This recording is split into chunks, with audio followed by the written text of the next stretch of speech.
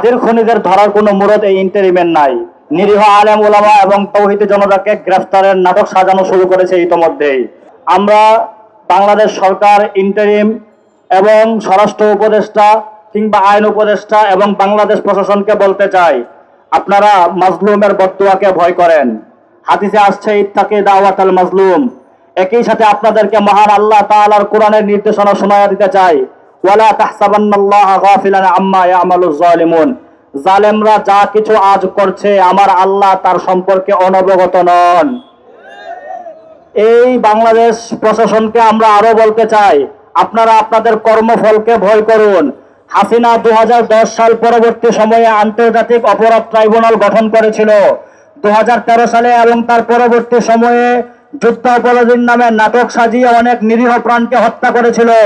সালাউদ্দিন কাদের সুস্পষ্ট ভাষায় বলেছিলেন যে এই আন্তর্জাতিক অপরাধ ট্রাইব্যুনাল বাকি থাকুক, একদিন এখানে শেখ হাসিনারও বিচার হবে।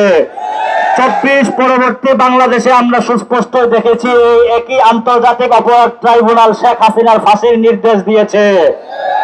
24 পরবর্তী সময়ে আমরা বলতে চাই এদেশে মুজিববাদ কখনোই টিকবে না।